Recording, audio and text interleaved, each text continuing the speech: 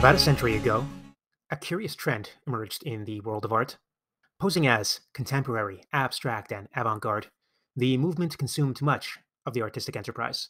It was bold and hideous, and it deformed every piece of work under its alluring swoon.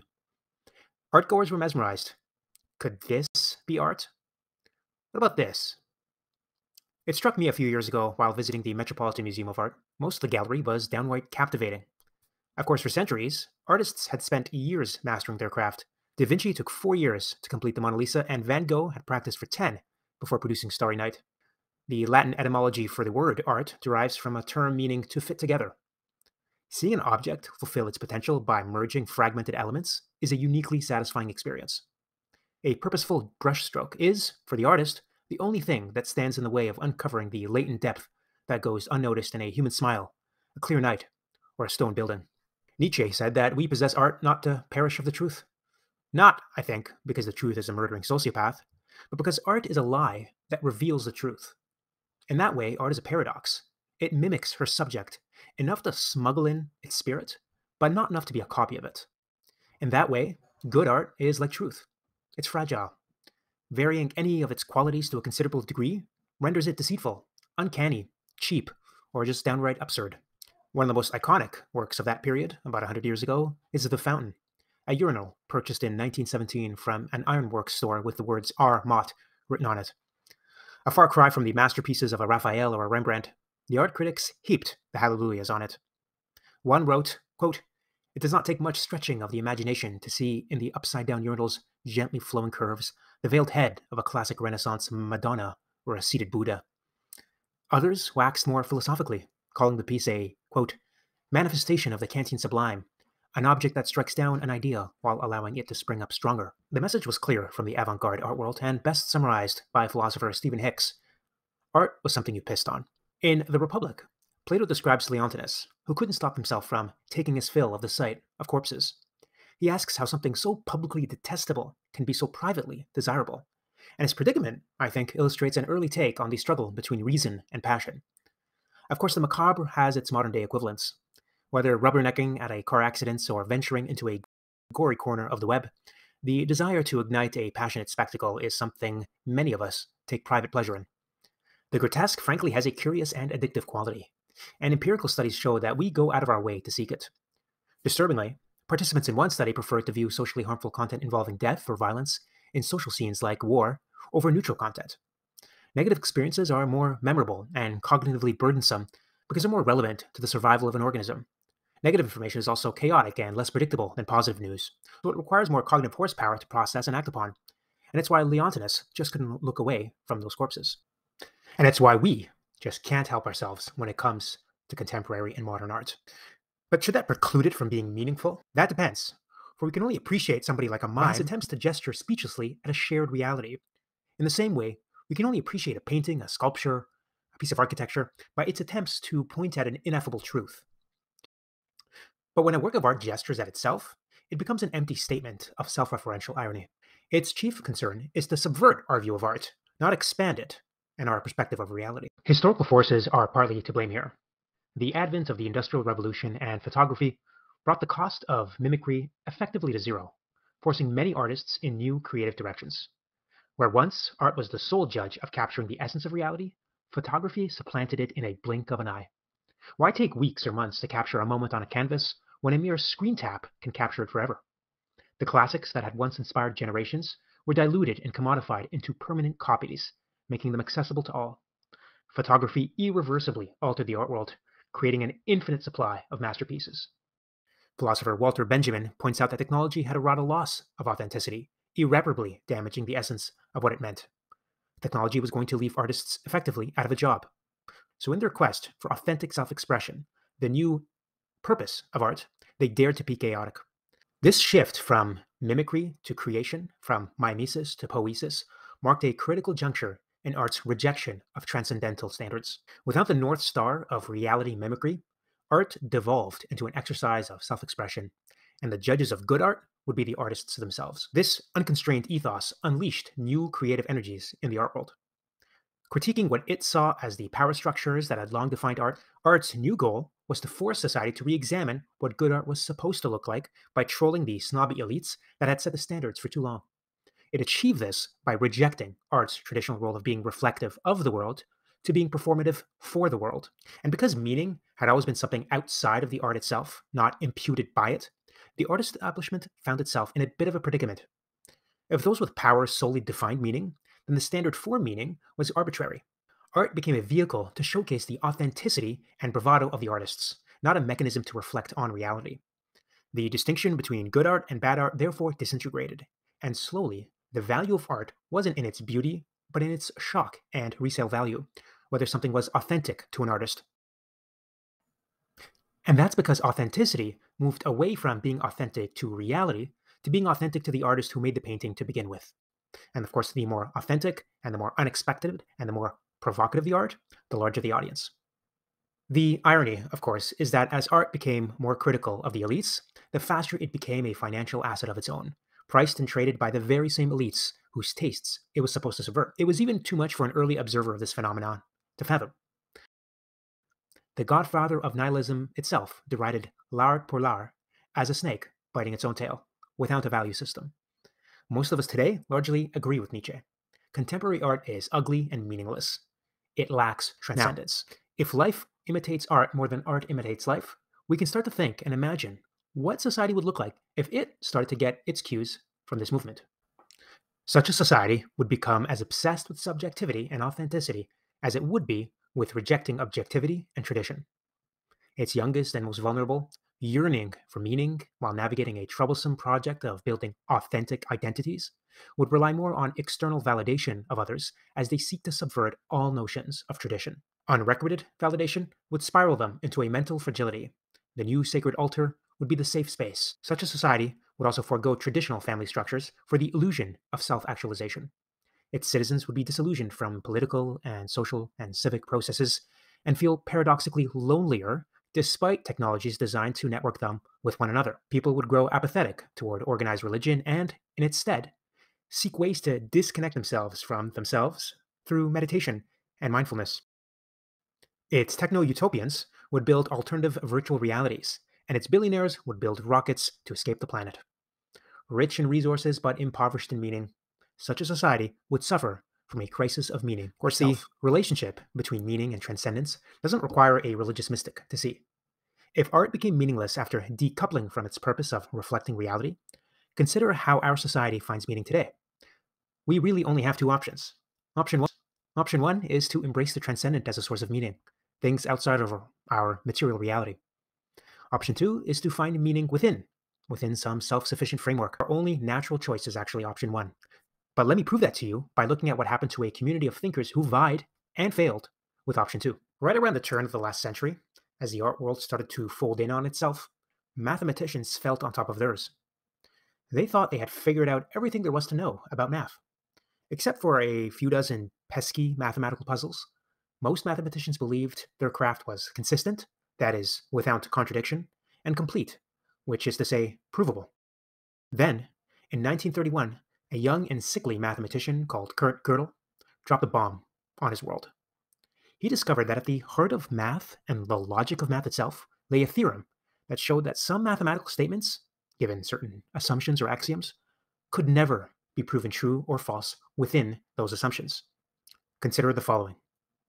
Statement A, I am unprovable within this system. Godel showed that the mathematical equivalents of statement A exist, and they illustrate a trade-off between consistency and completeness. Now, you could try to trick the system by introducing another proposition B. This is proof that A is provable. But it doesn't get you very far, because if B is true, then A is false. Indeed, Godel showed that no matter how many propositions you introduce, you'll always find a statement that is unprovably true within that system.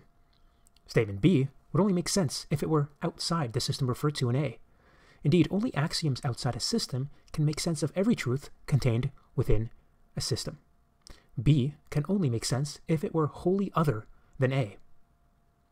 His theorem, of course, shook the foundations of the mathematical community because he undermined the notion of perfect mathematical truth and upended centuries of belief in the infallibility of reason.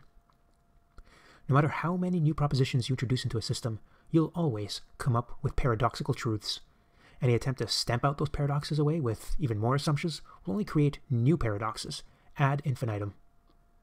Even if some mathematical truths are unprovable within a given system of axioms, they can still be meaningful, but only if we expand our perspective and look beyond the limitations of that system. Traditional art, I think, implicitly recognizes this, which is why it's always about nature or emperors or God or something outside the art.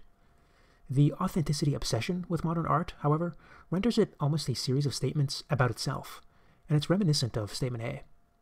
Modern art is the equivalent of a series of propositions about art, a barrage of self-referential statements devoid of any attempt to point at a truth outside of itself. Godel's insight, of course, applies to so much more than just mathematical logic and art. It's a property of all well-functioning systems that derive their meaning ultimately from some quality or source outside of themselves. For our first example, we're going to look at the economy, specifically a national economy. Each national economy, of course, has laws governing it, yet it is ultimately trust, something that's not specifically codified in the law, that gives a nation's currency any value. If tomorrow everyone stopped trusting the US government, the greenback would be worthless. And that's because the US dollar isn't valuable in and of itself. Instead, it's a symbol of value, inextricably tied to the trust in the entity that backs the dollar. If that trust vanishes, so too would the meaning of the US dollar. No amount of rules, no amount of axioms could create trust. Trust can't be forced on a people or created via fiat. It has to come from outside the financial system. Conversely, when a thing becomes about itself, when it loses that connection to the transcendent, it becomes worthless. If the US dollar was just about the US dollar and nothing beyond the US dollar, like the US government, the ability to trust in the government that backs the US dollar, its ability to pay off its debts, for example, then again, it would be worthless. Such is a case when a government prints money to dig itself out of a financial crisis. This was the case, of course, in Weimar Germany in the 1920s and Zimbabwe just a few years ago. When money becomes about money rather than value, it loses its value. In the same way, much of politics today has become about politics, about winning elections, and less about policy. Bereft of transcendental values and telos, governments inevitably multiply their axioms, i.e. their size, because they become more about administering themselves than about making a difference in the lives of the citizenry. All bureaucracies can, of course, succumb to this. In the last few decades, for example, there's been a rise in the ratio of administrators to physicians in health systems, for example. Ditto at institutes of higher education. In many ways, this is l'art pour l'art all over again, when a thing becomes about itself. We even see this in biology.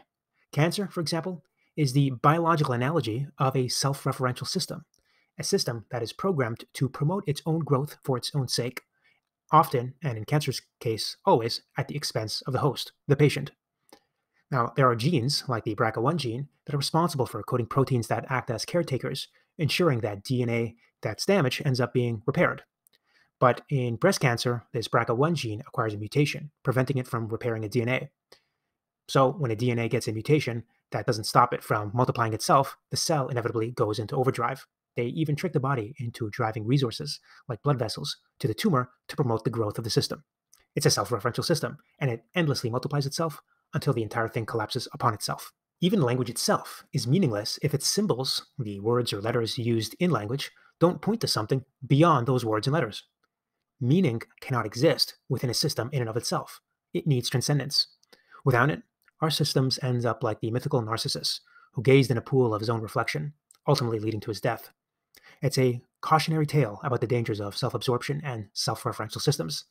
His fixation on his image is a warning about the consequences of being too focused on oneself, and it serves as a poignant reminder on the excessive preoccupation with the self and how that could lead to a destruction of empathy and a disconnection from the world around us.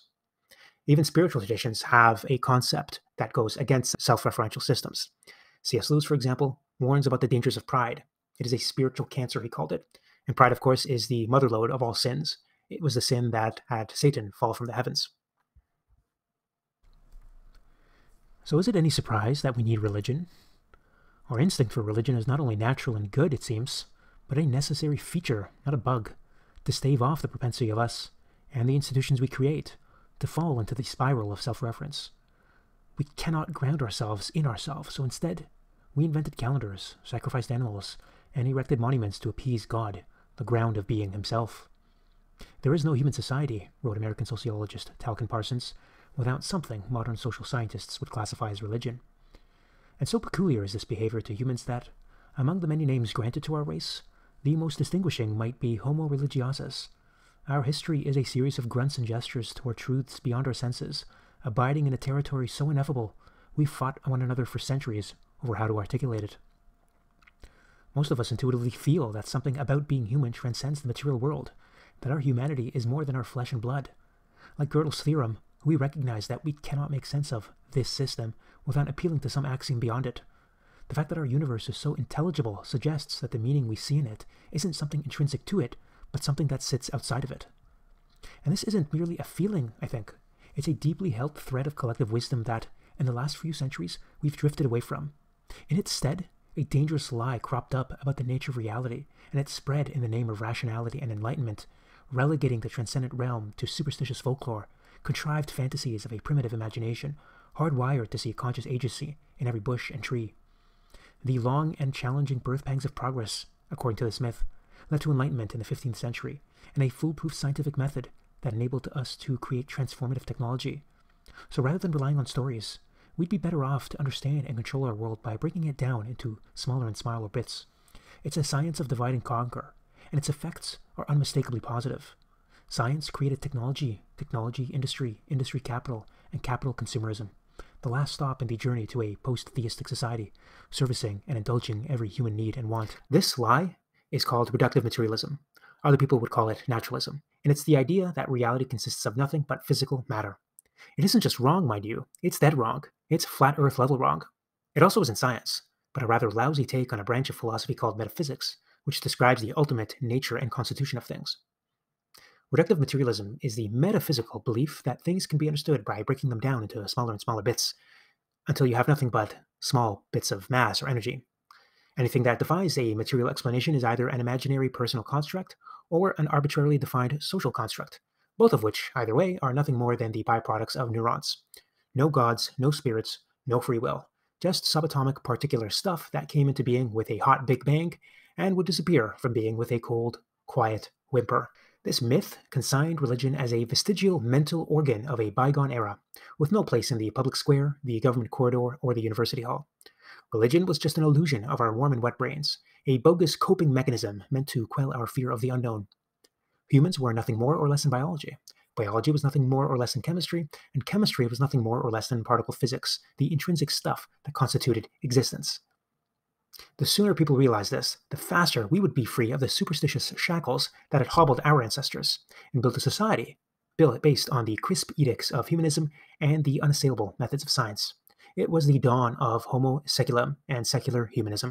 Of course, the irony here is that the science we once considered received gospel, from which we came up with the idea of reductive materialism, is being dismantled.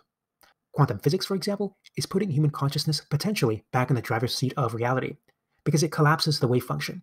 According to some interpretations of quantum mechanics, there actually is no physical observation, or physical world as such, without an observer, and no observer without consciousness. Alternative interpretations are even more far-flung from this, positing the existence of infinite multi-universes called the multiverse to make sense of the math of quantum mechanics. In either case, however, transcendence is making a rapid comeback. Meanwhile, other scientists are speaking about the utter incompatibility of two bedrock theories in science: evolutionary biology and naturalism. Selection really favor seeing reality as it is. Fortunately, we don't have to wave our hands and guess. Evolution is a mathematically precise theory. We can use the equations of evolution to check this out. We can have various organisms, artificial worlds, compete and see which survive and which thrive, which sensory systems are more fit. A key notion in those equations is fitness. Consider this steak. What does this steak do for the fitness of an animal? Well, for a hungry lion looking to eat, it enhances fitness. For a well-fed lion looking to mate, it doesn't enhance fitness. And for a rabbit in any state, it doesn't enhance fitness. So fitness does depend on reality as it is, yes, but also on the organism, its state, and its action. Fitness is not the same thing as reality as it is. And it's fitness, and not reality as it is, that figures centrally in the equations of evolution. So, in my lab, we have run hundreds of thousands of evolutionary game simulations with lots of different randomly chosen worlds and organisms that compete for resources in those worlds. Some of the organisms see all of the reality, others see just part of the reality, and some see none of the reality, only fitness. Who wins? Well, I hate to break it to you, but perception of reality goes extinct.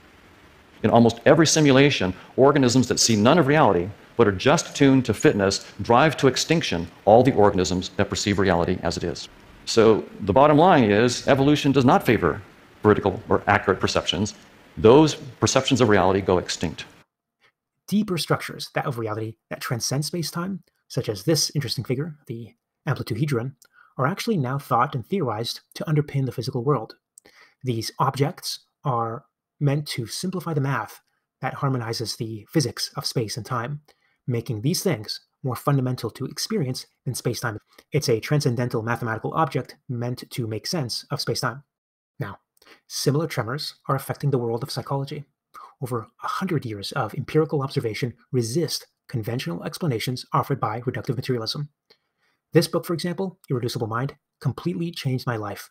It compiles hundreds, probably thousands, of case studies on paranormal experiences, parapsychological findings, and near-death experiences, amongst a vast set of other very odd psychological findings. They are all too quickly relegated to the waste bin of fringe pseudoscience by the establishment simply because they can't make sense of it, given their ipso facto commitments to reductive materialism. And that is bad science. Of course, that's no surprise because reductive materialism, like any self-referential system, where the thing is about itself, where the atoms are about themselves, nothing transcending it, it's starting to undermine itself, just like contemporary art. It's just a commentary about itself. But it remains sticky, and I think the reason is because it's been really nice to us. We've created a safer, smarter, cleaner, more prosperous, livelier, and greener world because of this philosophy, because of this idea that all there is to the world is material objects. And yet this progress, ironically enough, is lost on many of us. Amidst the chaos and confusion of our times, people have a sense of distrust and disillusionment, particularly after the pandemic, and it's never been higher. Our political and economic institutions, for example, once the cornerstones of society, are now seen as dubious at best. Bias infiltrates our journalism, while corruption pervades our politics. Ideology engulfs our colleges, while administration chokes our healthcare system.